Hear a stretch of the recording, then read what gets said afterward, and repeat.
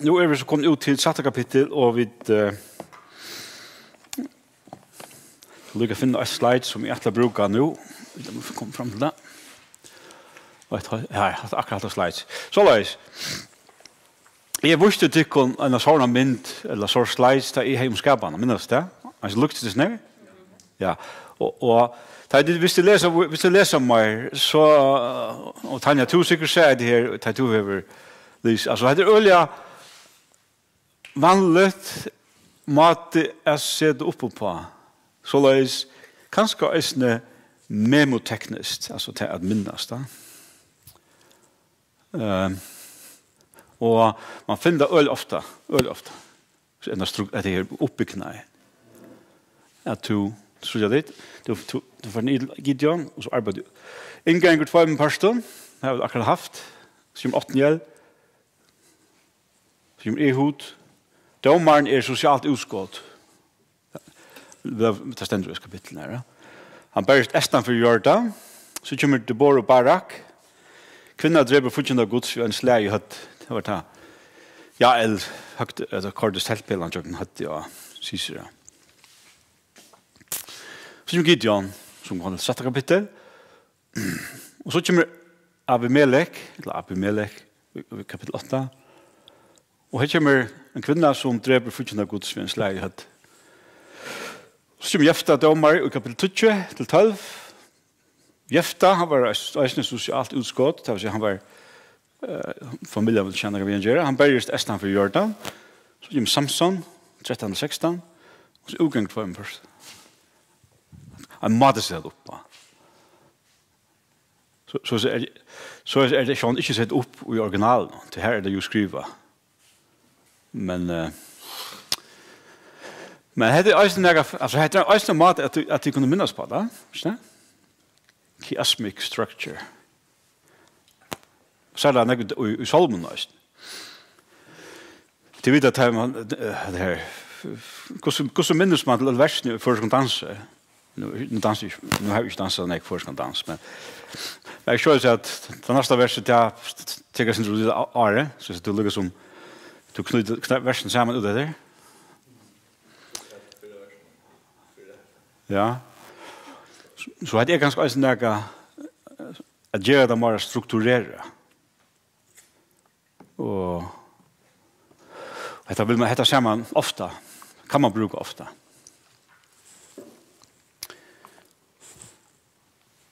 Man kan si at i nevnte det begynner vi at Otniel, Ehud, Deborah er gode dommer på den måten at vi leser om det at de blir dommer og de døy. Nå kommer det dommer som har nekka feiler og ja. Høyast andre gods som ut i falskene, så er det til å gjøre av oppgave. Men menneskeslig fattler det for det skal jeg god der og så videre. Og til leser vi faktisk om at leser her dommerne.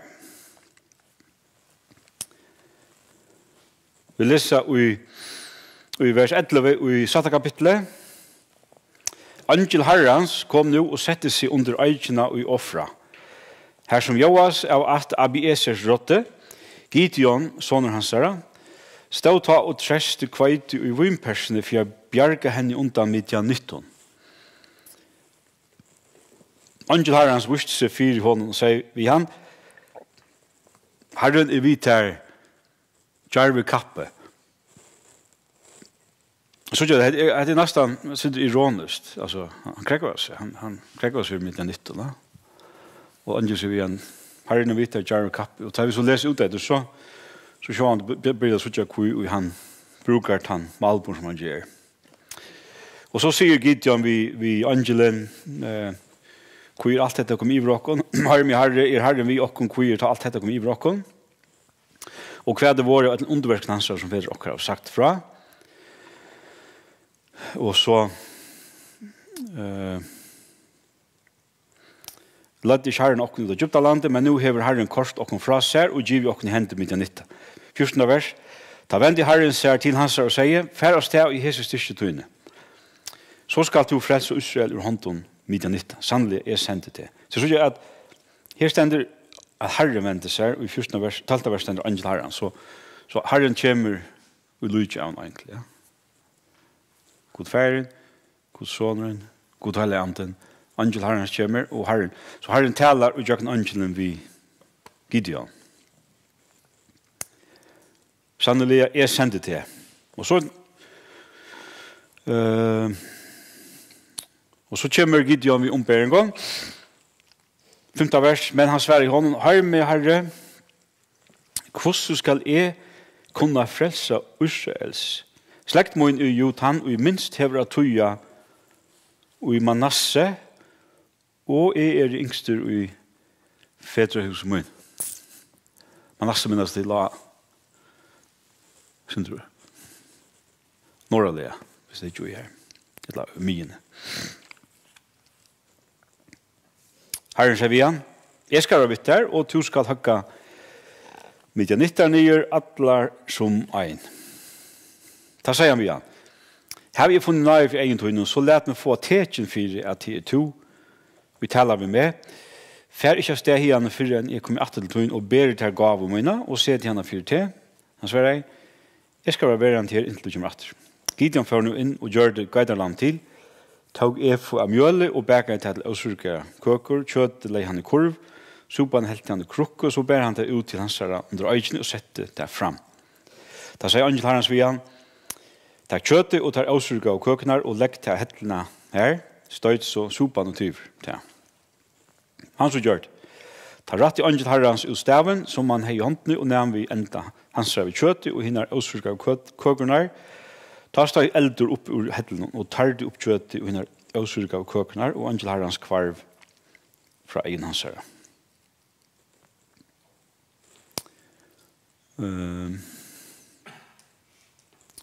Trojkene vers, men herren sier vi han, frigjør vitt der, ettas ikke, du skal ikke dødja. Ta røst til Gideon, her herren altar og kallar det. Herren er frigjør. Jehova shalom, sier man av hebraiskon. Shalom er ordet som man brukar for frigjør, som man ännu det hassar vi, da man møter en person. Det stender ännu det i offra Abieserita. Og så så tar så herren vi Gideon og forklarer for hva han skal gjøre nye hendagen og hendan fra seg kjenner vi nok så vel råkner vi men vi tar ikke tog å lese alt han som den sier men la dem bli til vers 34 ta led andi herrens se ui Gideon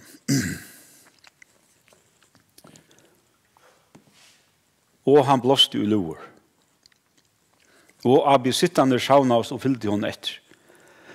Han sendte nu bo i Øtel Manasse og tar sjauna oss og fyllde hon etter. Og så kallet det Aser og Sebulon og Naftali. Og så nå det flere atter som kommer vi innom. Og så det og i tjejet så vi at Gideon atter vil ha en sånn praktisk altså det noe too good eller det noe som er bitt meg selv inn. Og så sier han tjejet så vi jeg lett ikke hette seg kjenne tresjeplass. Kjemmer så døgg besta kjenne, men alle marsjen torr, så vet jeg at du først er frelse og Israel i håndtøyen min, som du har lov. Så la oss være. Det en tullig morgen etter vant kjenne, vant han døggbors urtøy oppe i fotla skala av vatten. Det vil si at det var skrøvtor som nåttene, og la seg kjenne, og ta plasskvåt. Ok? Det var det som han ber om. Har han gjort det. Så sier Gideon i 8. vers. Men Gideon sier vi har vi god. Vi er ikke ytterligere med om jeg taler til den ene for en. Lät meg best ene for en vite vi kjenner. Lät kjenne ensam at være torst, men døgg fattla hjørne rundt om. Ta gjør det god så natten etter. Kjenne være ensam at torst, men døgg fattla hjørne rundt om. Det var ikke han Marian skal spørre jo. Men så gjør det herren vi er. Og så kjente kapittel, nå det at han får bardia, og dette er jo en kjent frasøk, det som hender her. Og det enda vi at ta fra sted vi 300 måneder. Vi leser i vers, du kan finne det verset. Altså han leder alla hina för heim av de 30.000 med 300 etter. Kända vers, ta seg Herren vid Gideon, og i kända kapitlet, vi hinnom 300 mannen i lepto, skal fressa tykkon og djeva midjanittar i håndtøyna. Alt hitt folk kan fære atlehus. Til videre kan ikke gå ut på, det er fra om en anna, men sitt. Det løsner jeg drekka. Som er lepte som hunter. Jeg spør på det. Hvordan gjør det? Den her, ja. Alle tar jo leppa vid vattnet, vid tunken, altså hundar. Har du prøvd det? Har du prøvd det? Jeg har også prøvd det. Jeg fikk ikke vatten mun. Hur skal det? Nei. Det var så nemmere jeg brukt lekva, ne? Men det som det er at det var bare 300 som lepte. Det var mye. Det var tar som skulle bare det. Det var så 300 manns vi møter ned 140.000 kan det være. Og det skulle sjå han det prekva for Gideon. Det sier her vi i kapitlen at du skal nå ikke komme og si at vi var så øyla størst. At selv vi var bare øyne med 3 mån, så klarte jeg lukket å vinne der. Men nå har du bare 300 manns. Nå har du angående som helst mulig å vinne av en sånn stor her. Menneskeslige fullkomlig og mulig. Og så vidt hva henter at Herren blir fram en lust og tilhalt noen, han har at tar tås og tilhalt noen, og at han har haft en drøm om at Big Break og Rotland om og tilhalt noen, og at det kort kall. Og så fer Gideon og hese 300 i vers 16. Så han bytte han tar 300 menn sunder i trudjabalkar, og gav til han ødlen hotten i hendene, som løs tomma krukker ved kjentelen nu, og han sier vittar, akte nu etter mer og gjør som ta jeg kom tatt tilhalt nå, skal du gjøre som ta jeg blas i hottene, og atler tar og vimmar skulle eisen tid blas i hottene rundt om alt tilhalt i råpa, fyrir herran og fyrir Gideon. Gideon og der 100 menner og tjanen våre kom nå tatt tilhalt nå, det var ta mittast av nattavakten tog vi, tar hadde just sett vaktarmenn. Ta blåste ta i hattene og brodeshund og krukkene som der hadde i handene. Ta blåste i hattene alle trudje flokkene og brodeshund og krukkene ved vinstre hånd tog og tar kjentlaner.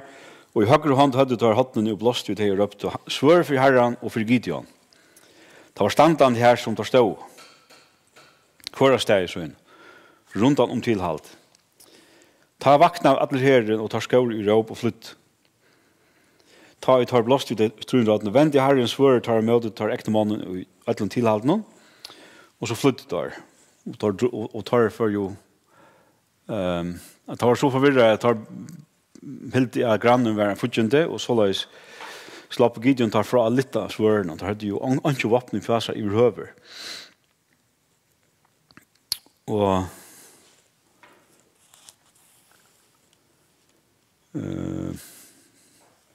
ja.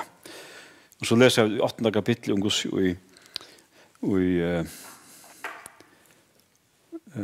Gos Efraim grenjar til det ikke var vi, og så er det for konger som heter Seba og Salmona, og den kapittelen leser vi til affære ved Sinde kjøtt drøkne.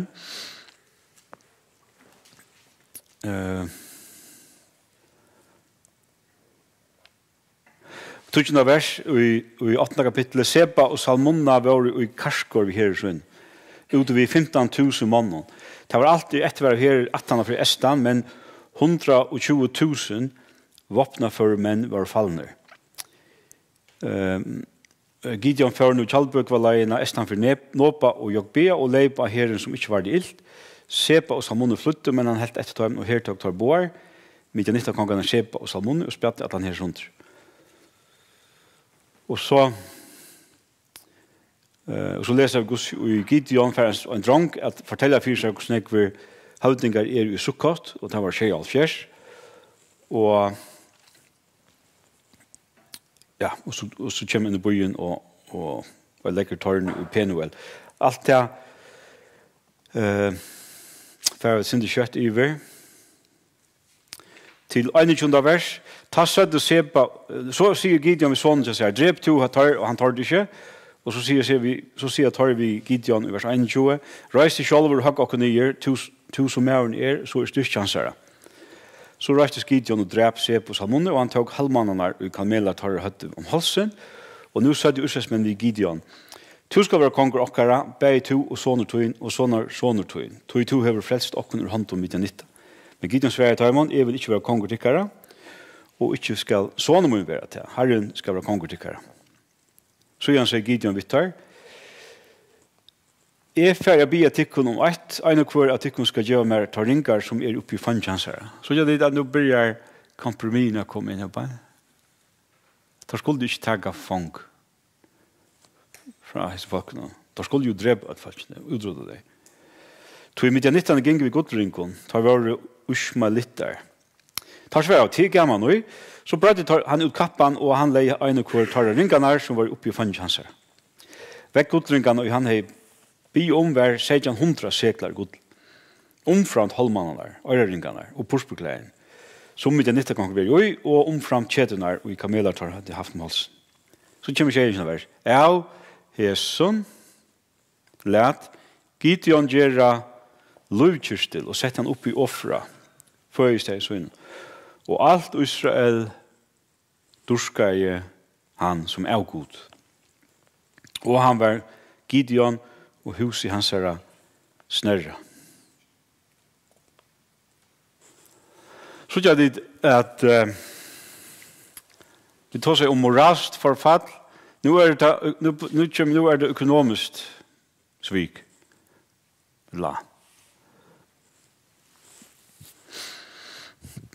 Penninga kärlöj, eller att öja, hävsjuka, kalla det vad du vill. Det läser Erastan i hela börsen. Och det läser jag näck om i Bibeln. Och detta var nästan ända till Gideon. Och tar vi komma nästa kapitel så tror jag vi kan avluckla det blir. Vi har tagit fjärde sidan så var drift ner. Och vi läser några stannar på Bibeln och i Nya Testament. Och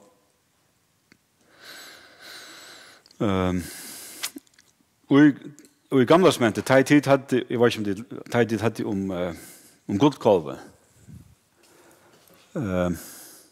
Hva ble godkalven George av? Han var gjør det godle. Hva kom godle fra? Ja. Altså, Israels folk hadde vært ut av Egyptalandet. De fikk jeg vite at de hadde jo ikke, det var træler. Men de fikk jeg vite at de skulle inn i grannene til hadde kun, det vi forstår. Og de skulle bli av grannene til hadde kun om godle, og det som skulle brukes til tabernaklet.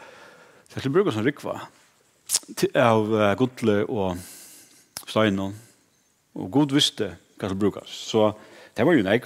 Så hvis det er 1 million folk de hadde øyeringar, brukte også næseringar og så videre, så ble det nek godle sammen. Og så ferdig ut. Og hatt en leksja til okkon er enda maler vi gav noen som det finnes for anke. Det var at det skulle brukes til å tilbe Gud i tabernaklen. Det skulle brukes til å gjøre tabernaklen som Gud skulle bygge. Og så videre hva henter. Moses fra fjallet. Og falske ble åtålet. Og så sier Aron, hva skal Moses kommer til å tro etter. La dere nå gjøre dere en godkalv. Og til det som saspes. Til tagga øringene, næsringene og stod på det et godt kall. Det vil si at det som skulle brukes til tabernaklet, hva enda er det? Hva enda er som godt kall nå? Hva enda er?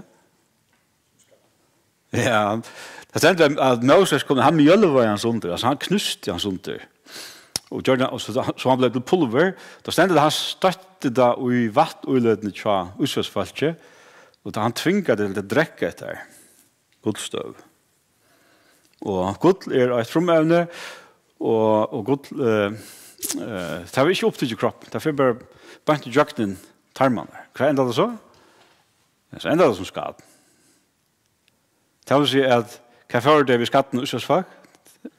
Det står vel møsla. Det er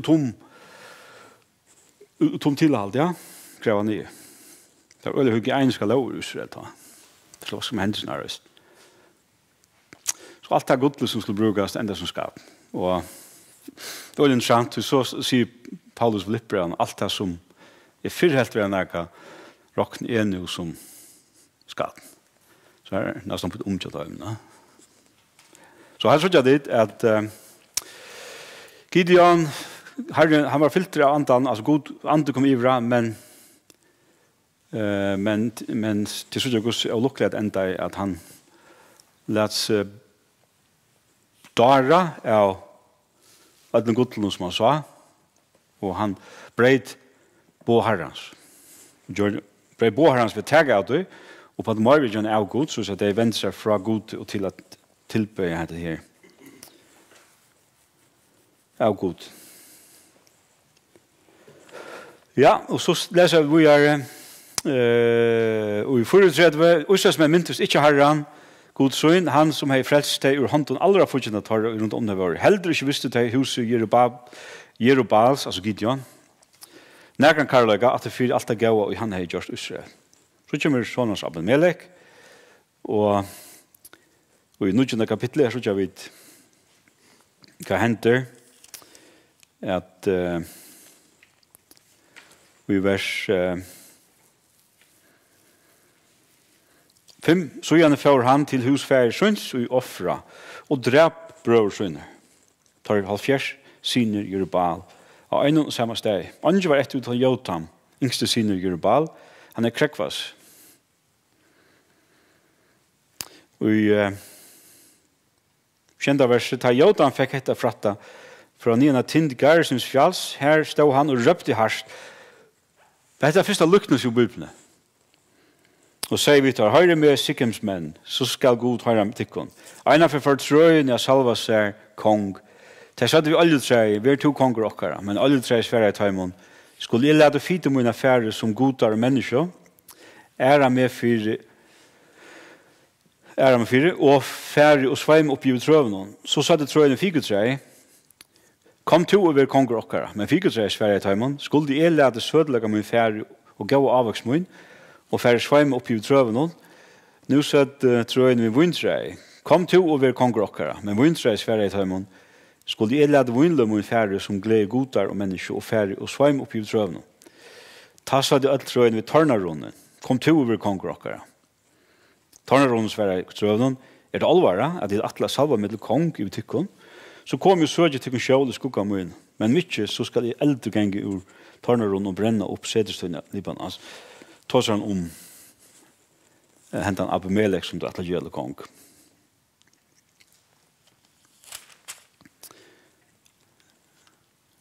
Ja.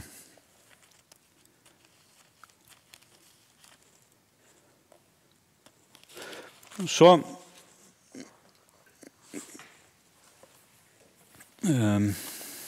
hvis vi leser i 9. kapitlet i vers halvtrus, her stender sjøene for Abimelech til Tebes, og han kringsette stegen og tok han. Inn i byen var størst tårn, her flytte begge menn og kvinner, alt som i byen var, og de stongte etter seg, og for opp at tæt i tårn. Abimelech heldt fram av tårnen, og kringsette til, men da han gikk fram av porstet tårnsens, og atleis ved elda til, kastet i kvinna kvattnarstøy nyr og høttansar og såra i skatlan. Abimelech røpte det skundeslige av våpnasvøynsøyn, dras vøri og drep med, så ikke skal være sagt at kvinna hever dripet med. Våpnasvøyner stakta svøri jøkten han, så han døy. Men det er også som så, at Abimelech var deir førdag for handelsvøyn. Så les hevde god ildgjerne i Abimelech gjør det færsøyn, og han drep tar halt fjersbrøversøyner. Og alt det enda, og i sikkensmenn hadde gjørst, let god komme iver, tar ekne høtt, og enda hatt kom Ban Jotams, sånne Jerubals, og man iver tar. Så les enda i Attarsøvan tja Gideon, eller det som vi leser om Gideon, og etter kommer hans her. Og så tror jeg at vi kunne fylde oss ned symmetrien efter och att det är en kvinna som dreper Abimelech. Så kommer vi till tusen. Ja. Ja. Ja, alltså nu kommer vi ut till några alltså vi kommer ut till några personer som det inte vill bara sagt om. Som är onkel tagga så rätt. Så tar det läsa så jag det att som för reiser herren upp men onkel för är det falske som blir en värdomare. Så det går spårning som du säger, ja. Till ständer att ha falske som ber av konka. Sen inte herren vaktar upp. Så det är rätt. Det är inte alla som herren väcker upp. Så ständer och tycker vi har några av små eller tar som inte jag nämnde vi då tåla och i första vers i tycker kapitlet här ständer att efter Abimelech steg tåla fram och frälste Israel han var soner Pua och så är och han bor i Samer Efraimsfjällen. Han var i 3 år domare Israel. Och han døde og var sammen. Hette kjente domaren. Og så kommer Jair, som var ur Gilead, og han var i 22 år dommer, han er nummer 8. Og her stender det om Jair og om 18 av Jonan.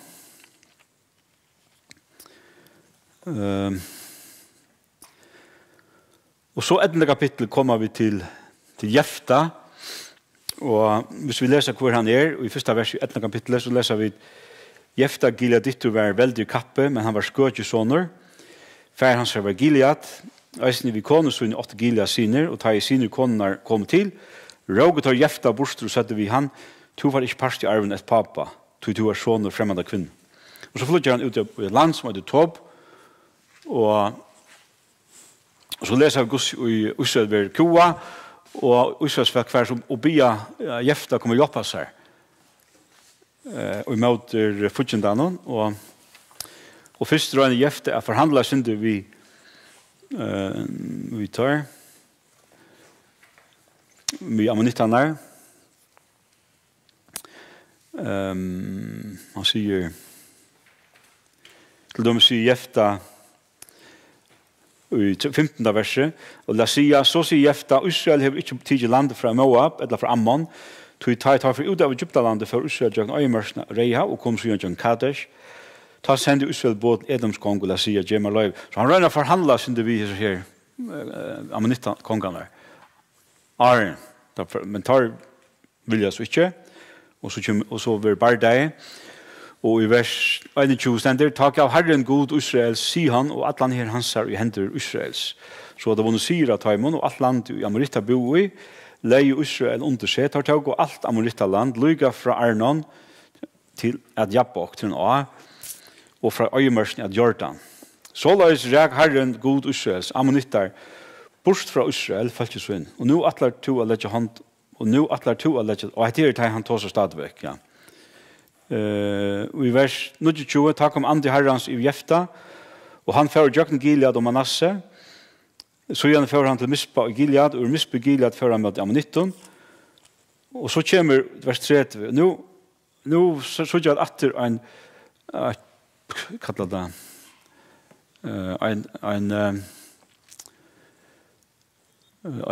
kallet det brek, en bryst og tja Jefta. Det skal han sier her.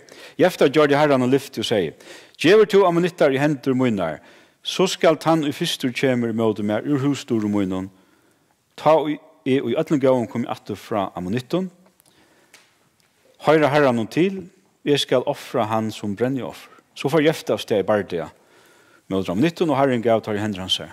Han vantar, elte tar fra arver, atlan ved til minner, og tok 20 bøyer fra dem. Så igjen elte han tar lyga til Abel-Keramim, og mannafall var eggvislet. Så løs lov ammonittar under for Israelsmån, men da Jefta kom atter til Mispa, heim til sin kjols, kom døtter hans her med rån, vid trommon og dans. Hun var eneste av baden hans her. Omfrant henne hei han hverste son eller døtter. Da han fikk eie av henne, skratt han klei så inn i røpt, og døtter min, og at han sorg til volde mer, og at han vannlukka ut og drever om han uve med. Jeg har gjort herren og lyfte, og jeg kan ikke tega til atter. Da sverre honom, papi, hever to gjort herren og lyfte, så gjør vi med som to hever lova. Vi tar herren lät det få hevnd i futjendar tunar ammonittar. Men hon sier vi færre sjøen, at færre bia til gjør meg frøst ut 2 måneder, så jeg kan genga i fjöllun og saman vi vindkonen munnen grat om det, at man dodja så mykje. Han svarer, gjør så. Og han gav henne løyv i å være bostur 2 måneder. Hon får ta av sted i vindkonen søgnen og grat av fjöllun om det, at hun skulle dodja så mykje. Ta så tar bare månedene var og gynkner, kom hun atter til færre sjøen, og han gjør det vi henne etter lyften han hadde lova. Men hvor var han aldri nær, og til var sier Israel. Ja, døder Israels kvart år. Færre at prysa døtter jefta Gileadit, for det år. Det var nekka forferdelig, men nu, døtteren ble ikke drypet. Altså, det det aller flest sandrum, at han ble ikke offra. Tog at ungen prester i Israel hei ferdig. Hette gjorde mantra, men det som det mest til at hon skulle tjene vid tabernakl. Mina tar fleste som skriver. At hvis hun skulle offra, så skulle hun offra til tempel, eller i tabernakl. Det er ungen prester kunne funnet på. Det var jo beinløse med loven, ja. Men det som hender er at hon kommer tjene vid sannsynligvis vid tabernaklen. Sannsynligvis. Men oansett, så er det jo øyelig for å bruke et mildt ord, øyelig bytteslitt av jefta. Og jeg lekker løy ikke dødsene. Så synes jeg hvordan feilende disse menneskene er. Og det som vi leser nå er parstvis for å fortelle okken, det som skriver at selv om Herren er vi snir domar. Selv om Andi Herrens stod der, så fattler der, kan ikke brukast til at løye Israel. Vi sattmalan vi god. Det skal en konger til. Og til det som vi nu får lese, vi kommer langt ut, hvordan vi kommer at tverferne å lese det om at andre konger var Israel. Så kommer i 12. kapitlet leser vi om trudjar ja, og i 10. vers i 12. kapitlet leser vi 6 år var jefta dømar i Israel, så da jefta Gileadittur og var gjerra i stedet som i Gilead. 8. vers, etter han var Ibsan ur Bethlehem dømar i Israel. Og så i vers 11, etter han var Elon Sebulonittur dømar i Israel. Han var 20 år dømar. Han døye og var gjerra i Ayalon og i Sebulons landet. Og i vers 13, etter han var Abdon Piratonittur sonur Hillel dømar i Israel. Nu er vi så tann 12. dømar. Og så i vers 13 kommer vi til Samson, og som tann sørste dømaren, og hva vi tar en trivalia til flere kapitler, 4 kapitler om Samson. Samson en mynd av Israel, der vi leser. Samson var, det som var spesielt i Samson, det var at han var ur maurløyve valdre ut. Hvor andre var det her, som du sa? I gamle som hente? Ja, Samuel. Ja, og pastorus Moses ganske. Ja, vi leser men hvis vi bare leser, det er ikke jeg leser alle 4 kapitlene, men lett oss bare lese byrjan her. Israels menn gjør det vi samarbeid her som antver en herren, så herren gav tar i hendene for lister, og i 40 år. Det som hender nå til at disse dommerne som nå kommer, klarer ikke at frya Israel. Altså, tar dommere, men klarer ångan den i, at flistan rå alle døgn. Vi vet også ta han døyre. Så nå tar ikke menter av kua fudjenda. Nå selv man sin dommere, så det midt i middelen fudjenda. Anna vers, og i Sora bor med oss av at Danita, altså av dansat. Han at Manoa. Kona hans var ofruktbør. Hon har aldri åttbød. Nå åpenberes angel herrans for kvinnene. Og sier vi henne, «Tu erst jo ofruktbør og har aldri åttbød, men tu skal være ved bad, og eie son. Væra til tu nå, drekk ikke vin, eller sterskan drikk, og et ønske avrant. Så nå skal tu være ved bad, og eie son, og ræt ikke knuver må ikke komme hatt hans herre. Så dronker skal være naserier Guds lyga fra Møverløv. Og han skal få gongt ui at frelsa Israel ur hånden filistare. Og hva er det en naserier for noe? Ikke nasarier, en nasirier. Da leser du 4 Mosebok. Her kan du lese om, jeg hadde der henvis til den under røsten, ja.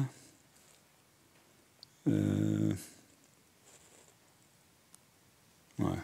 Men 4 Mosebok 6, det den kapitlen som heter Lov om nasirier.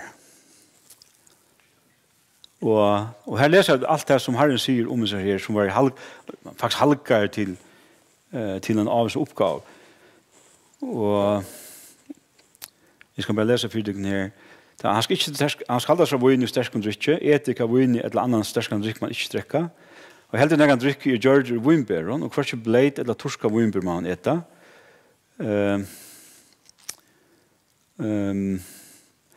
Rætjeknu skal ikke komme hatt dansere, og han skal ikke komme noe lydje nær.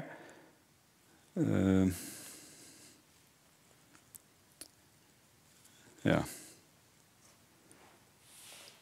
Så hadde launar som var samband med naserierne, og samt som bryter flere av hessen launar. Så sier kvinnan vid mansøyen, og i satta vers. Kvinnan sier, for nå sier mansøyen, en godsmær kom til moen, han ser ut som angel gods, sare øyeliger. Jeg spurte han ikke hva han var, og ikke sier han mer hvordan han et. Han sier ved meg, nu skal det være bad, og jeg sånn, drekk nå ikke vin eller sterskan drikk, og et anki av reint til dronger skal være naserier gods fra Møverløv, og lukka til deg av svin. Tappe av mannen til herren og sier, hør meg herre, let hin godsmannen og i to sente komme atter til okkara, og lære okken hvordan vi skulle bere okken ed, vi drongen og i føskal. God bøn hørte Manoa. Angel herrens, angel gods kom atter til kvinnerne, ena for hun sett ut av marskene. Manoa, med henne, var ikke tjå henne. Da skunda i kvinnan ser vi til samme av sted, og sier mannen så innom til, og sier vi han, nu hever han atter vurset for meg, med henne kom til mun hinde. Mannen var røst seg nå, og før vi kone så inn. Ta og han kom til mannen, sier han vi han, er du med henne og tog seg vi kone mun, da? Han sier, ja. Altså, tar man les, så umiddelbart tar man lese det her, så får man inntrykk av mannen, og han er,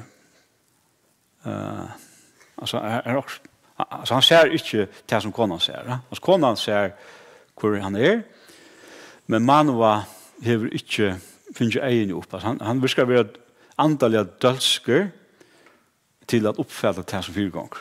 Det er noe goddommelig som stender i veien.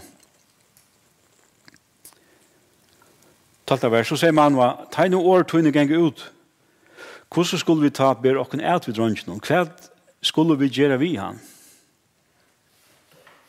Angel herren sverre Manoa.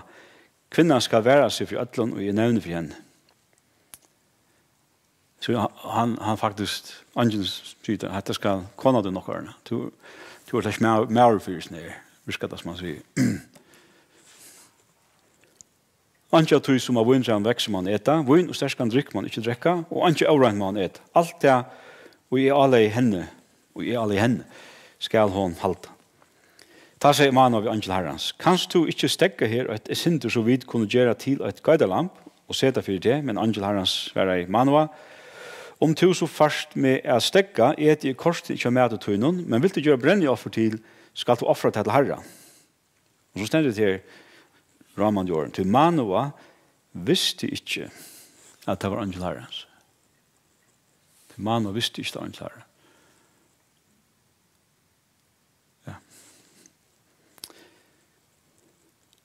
Sykle. Manna sier vi angel herrens, hvordan øyder du? Ta i årtøyne geng ut skulle vi vise der høyer, men angel herrens sverre honom.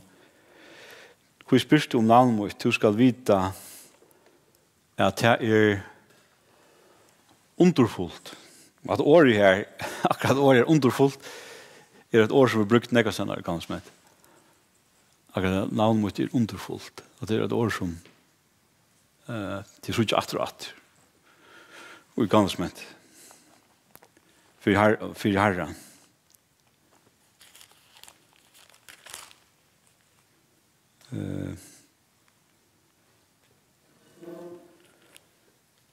Det har vært brukt i 193. salm i Østene samme år. I salm 193 vers 5 stender 18 fra framman og fra heldet to tverster meg og til legger håndtøyne av meg at skilja hetta mer og underfullt. Det samme året som at de skriver bøker om at det. Men du skal vite at det er underfullt. Og så stender det at man var til gøyderlamp og med å offre til kletten. Og vers 20 til lågings det oppe av altaren mot himmelen, for angel herrens oppe i altarlånen. Så man var og kone hans så. Ta fullt til gjerrer og andes ut.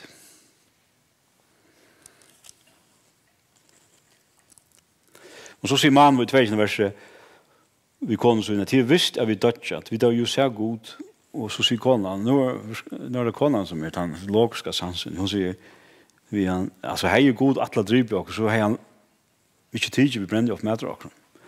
Og jeg heller lærte dere se alt dette, og nå kunne dere også. Og så er hun sånn, som hun gav navnet Samson.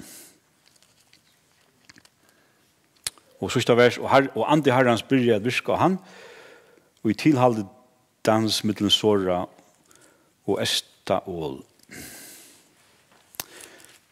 Så er det hendingene i livet Samsons. Og vi synes at beina veien hos galt og gonger. Han vil ha noen kone fra Filister. Han sier vi, mammasuna, i åren vers, Esa kvinne i timna, ene av døden Filistera. Hanna mot ditt få med kone. Ja, men Samson, du skal ikke få kone fra Filistera. Og atter, så gjør vi hos Samson. Feilar. Man kan godt dreie paralleller med Samson og Israel. Hvis man ser det så Louis Samsons, så er Israel, så kan man så parallellene nye etter. Og så gjør vi hos han forstår, og han møter seg løvene, og andi herren som i hverandre satt av vers, og han skrer han av sundet ved bæren hånden. Det vil si han får i naturlige krefter, han var stersker, men så han fikk kreftene fra gode. Og han skrer han av sundet. Og så gjør vi hva henter. At det røyner at snuta han. Og i 15. kapitlet har vi Samson og Revaner, hver han binder han binder der tvær sitter eld og helanar og tar for inn i kottmarsene til Filisteren og brenner der opp. Og Filister finner til at det er Samson som gjør det og tar for etter honom og røyner fengen og vi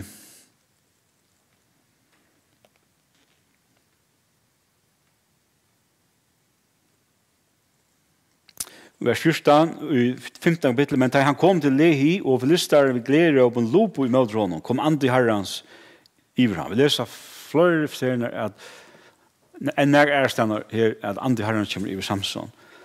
Og tøyen om armer hans var som brender i løgntraver, og bandene fulle av hånden hans var som de hadde vært råten. Så fann han nytt esel tjolkabein, og han rattet ut håndene og tog det, og han høgte nye ved 1000 manns. Ta sier Samson, vi esel tjolkabein drep i en flokk, ja tvær, vi esel tjolkabein drep i 1000 mann. Ta han hette sagt, bleker han tjolkabein fra seg. Det var en positiv ting, Samson. Men Gideon, han hongte denne kyrstelen opp, og det var avgod. Hvis han glemt at det tjolkabein, så er det sikkert øyesblitt avgod, tror jeg at han gjørsnegvis. Så det var hans etter, jeg vet ikke. Hvis det var fornuft, hvis det var skillagått, har vi gøyma ting fra det farene, eller kanskje halda til at Bara hugsa om det gamla och gott över gamla då. Det är framåt vi skulle.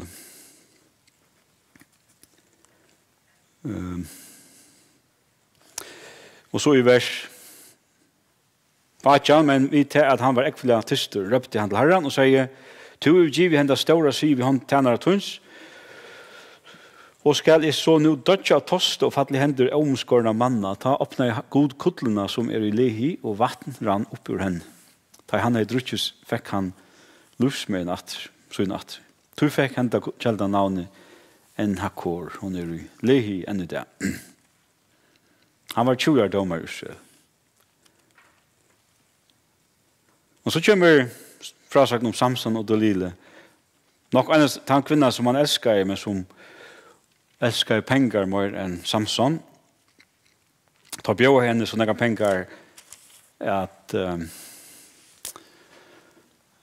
hon sålde Samson og vi vet hva det hendte, at hon drekar har av høtten og tjånen, han misser kraften der, og han blir tidsen, og han blir setter inn i, hvis vi leser i vers 19, så fikk hon, altså det lilla, han sovna i fengesøyene, og så røpte hun en mann som reget tar skje har lokkene av hon. Ta for han av vikna, og styrken var fra hon. Nå sier hon, Filister i Adar Samson, da vakna han og sier, hvor skal jeg slippe hesaferna som avur og sluta med leisa. Og så kommer hette setningen. Men han visste ikke at Herren var vidjen fra hon. Så ledde Filister hånd av han og stunke ut ei hansara. Så han førte Gaza vid honom. Og bundet han vid 2 mot kobarlanchen, og han nøytes at mela kotten i fenghusen. Men har jo høtte hansara for å vokse atter, etter at han var tavarregget av. Filisterhøvdingen kom nu sammen og bæra fram størst lader offer til Dagon, god sønn, og hadde høgt ut tvitt og skjøtt, og god okkar hever givet og Samson, fudgjent okkar i hender.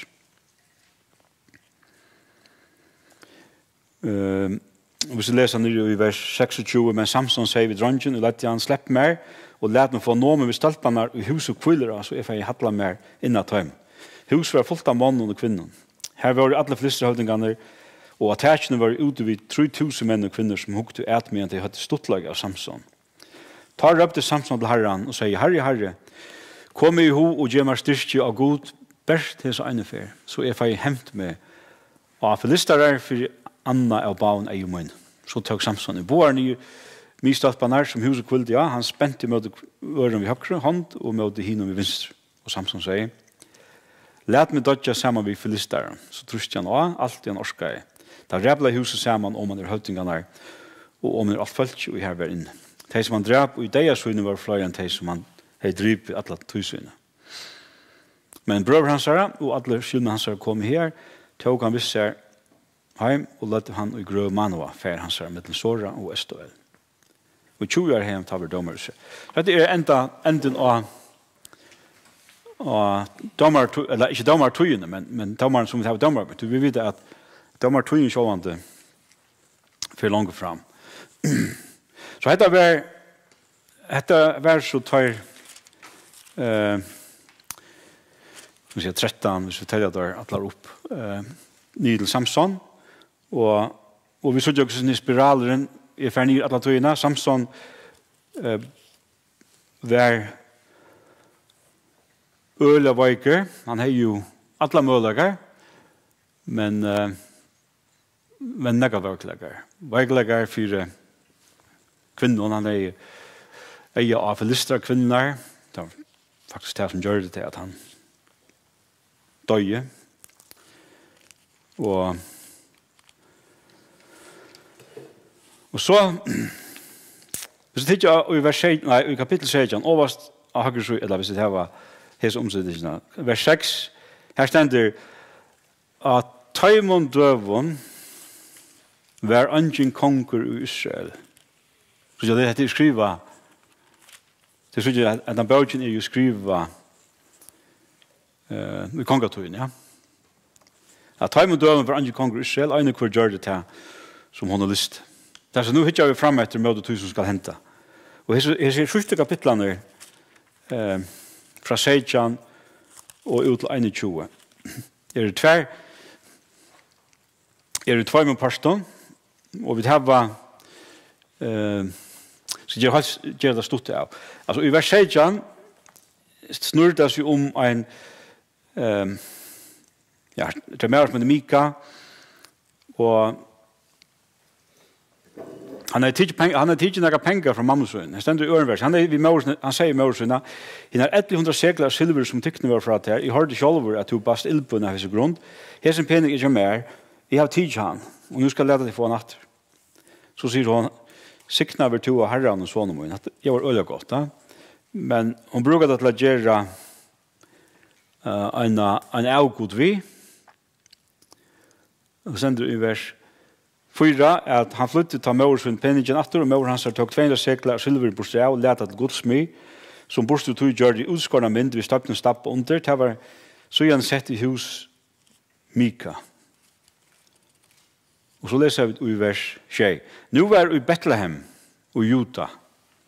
Unge Maur, han var levitter. Vad var levitter för något? Prestat. Prestan har till vinnars att det finns några bojer i Israel. Levit, det är inte korsnär som är att leva i. Tror jag att Levittan hade finns bojer i. Det var ju prestar för Israel. Här var mer som att han var levitter och en av tajmen som hörde hemma i att Juta. Det är så långt sår. Och han bor som främmande i Betlehem. Hese med för urbois under Betlehem Juda och att det finns här också andra ställen bygva. Och så kommer han till Mika och Mika säger vi han kan du inte vara nu tar jag bara samma nummer.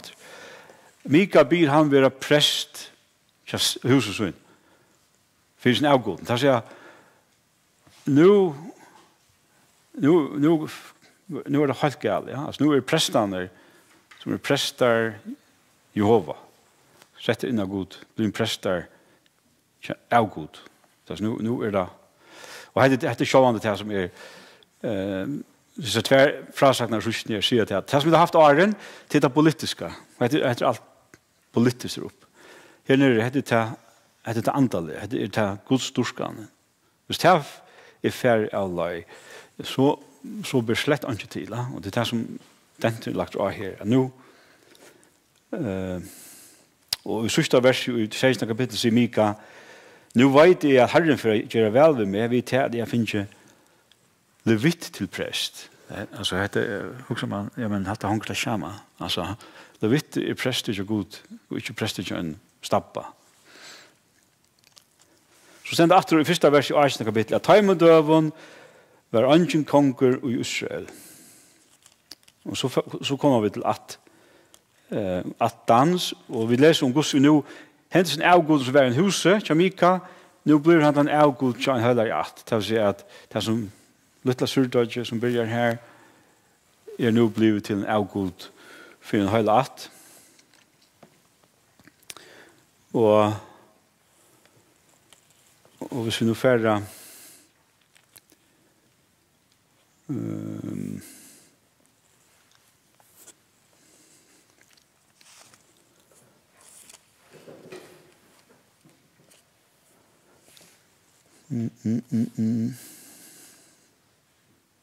Att jag finner bestämt vers här.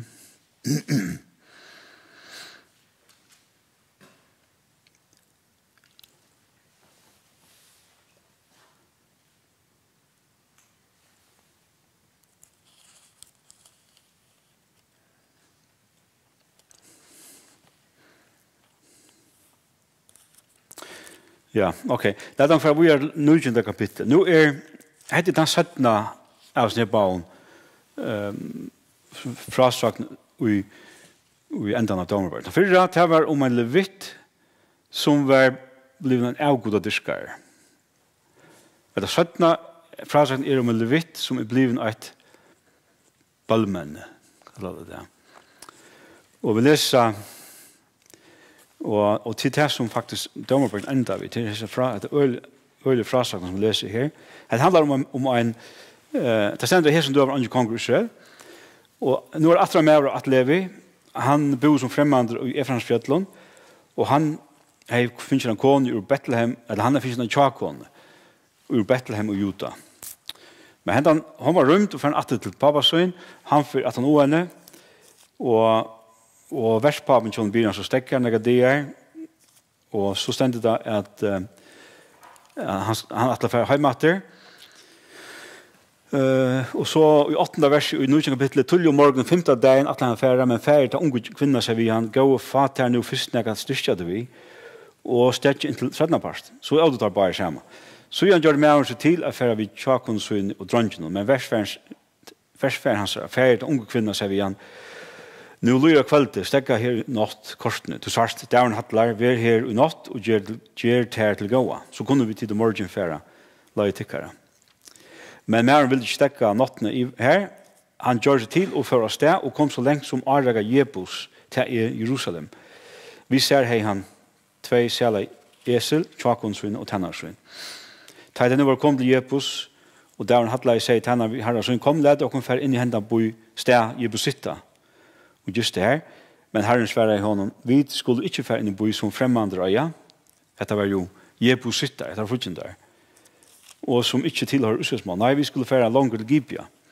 Så fære til Gibja, og møte den gamle mannen, og han gestet blir og bjør dem inn, og det var Benjaminittar, og så leser vi i vers 20 i 9. kapitlet, ta seg en gamle mæren, vær velkommen, lad meg best hukse om alt du tar tørvar, men at torgene måtte ikke være utgjønnått.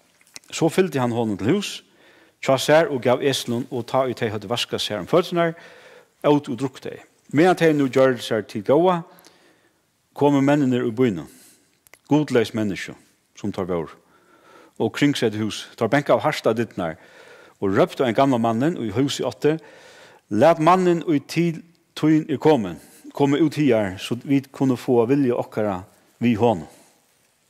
Men mævren og i hus i 8 fer ut til tar og sier vittar, nei bror munner, gjer ikke slug ildgjer, vi tar at hese mævren nå kommet inn til mer, må til ikke bedre til så skammelig at. Hittje her døtter mun, som møtt, og tjakon hansara. Lete med leia ter hier ut, så kunne tid neitaga ter, og gjøre vi ter som tid vilja. Men vi henda mann må til ikke bedre til så skammelig at det er homoseksuelle menn som bøyen der. Men mennene vil ikke lusta etter honom. Ta tak med en tjakon og søyna. Altså nå det levitteren som løyer tjakon og søyna ut av torg. Altså han gjør taimon tjakon og ikke sier. Og gøtna tar lov til henne og fører ytla vi henne at han nattna løyga til morgenen. Ikke for en lust til slepte til henne. Og lysen kom kvinnan og fattel nye for husstolen hansens her som harri henne er vær. Her var han litt kjent til just vær. Ta noen harri henne for opp morgenen og lagt husten her opp og gjør seg til å fære sted. La kvinnan tjakan hans her for i husstolen og vi håndte noen av gottene.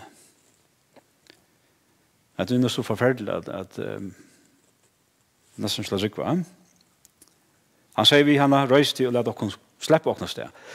Men han fikk ikke svær. Han var halvt deg. Han kanskje ikke var deg her, men han dør så og gjør for en annen tekk hjem. Så litt han opp og leselig for hjem igjen. Men tenk meg hjem, tog han knuv, tog tjaken og søyna, skær henne sunter ut 12 parter, liv for liv, og sender stikken i ødlen Israelsland. Og hvert han i dette så sier, slukt er ikke hent, og slukt er ikke satt, lyga fra tog deg, Israels menn fer ut av Egyptaland og landa det. Hukk som hetta, legger ra og sier hva det talte. Det var sjokk her. Ja. Så nå, en av skyld samlet der seg sammen, Israels menn, og fer bare det. Og tar utrota nesten 8 Benjamins. Her er bare noen 5 menn etter. Og tar vi lesa 22. kapittel, og sånn Levitteren argumenterer for å forberdige. Så jeg vi hvordan han ikke sier ordentlig sannhet. Altså han sier omgang til at jeg kordet kun tjakon ut av gøtten. Han sier omgang til at gamle mæren er her. Så det er en han løyer. Og dette var en øyelig bare deg, og hvis vi leser ut i 20. kapittel og vers kommer nok slengt ut.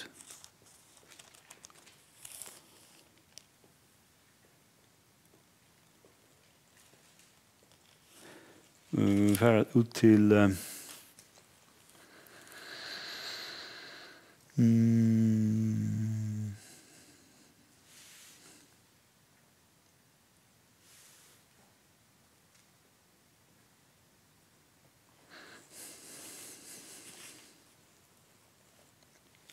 Tjunde kapittel en lenge bardag.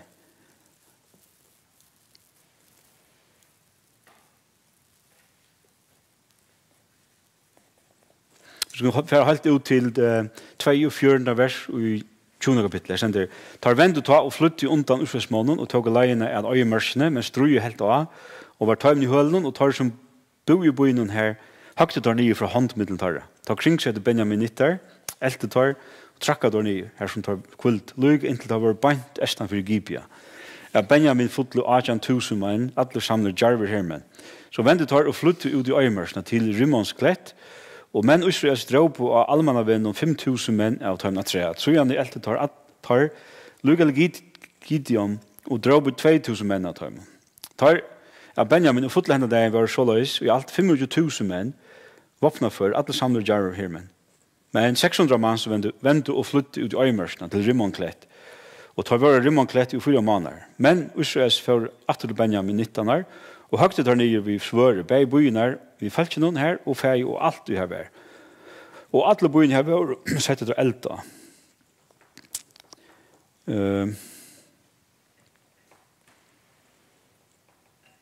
Og så i første verset til 2. kapitlet, og i Mispa hadde menn Israels gjørs henda ei, angen okkara skal gjeva nøkrum Benjamin 19 døttersvinn al gån.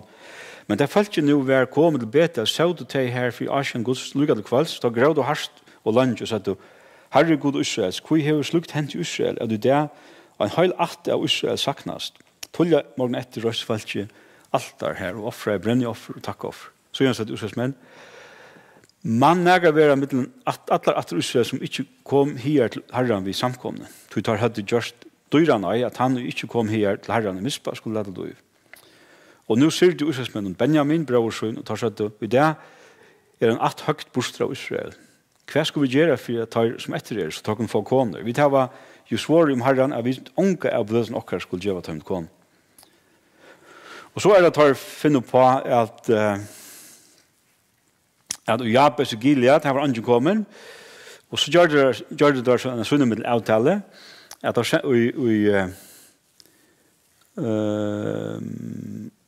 i 12. verset tar funnet ta middelen tar som i Jabes og i Gilead 400 ungar jenter som var motjar og ikke hadde vært mannen nær, og haft vi han å gjøre, ter tog og tar visser og tilhalde silo i Kanasland.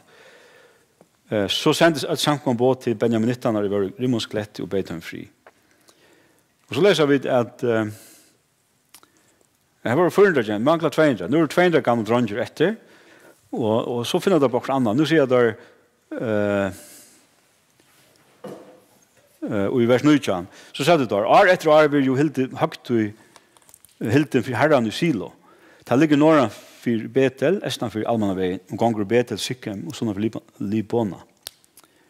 Så sier jeg der Benjamin 19, ferdig legger til kunne lur og i vungørnen, ikke så vel etter at her unge jentene i Silo kom ut og danset. Da skulle de leve ut i vungørnen og rena til konkursen av kone at ha en unge jentene i Silo, og så fer hjemme til Benjamins land. Ta da fedrar eller brødre tar å komme og se det at ikke skulle vi si vi tar. Gjeve tar med for okkara skuld hese jentene, tog vi vunnet tar med ikke etter koner bardian. Og det er ikke tid å ha givet ham jentene, så hadde tid å drive skildemann i tikk.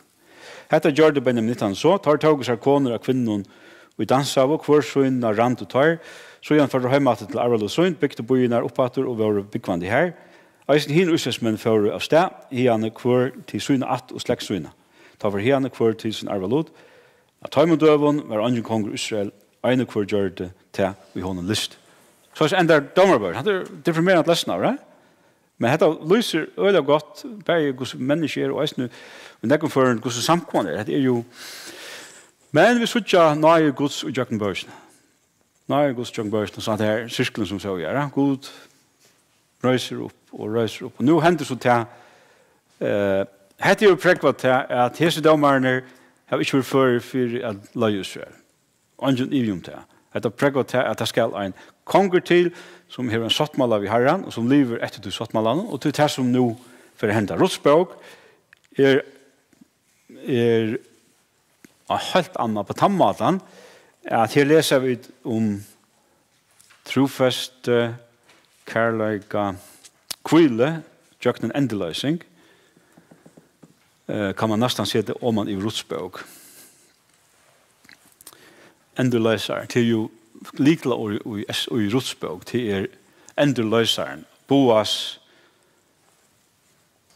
var endeløseren, det er som Nomen sier i endan her, han sier at Boas han er endeløser, og det tar således i rotgjørdes kone hans her,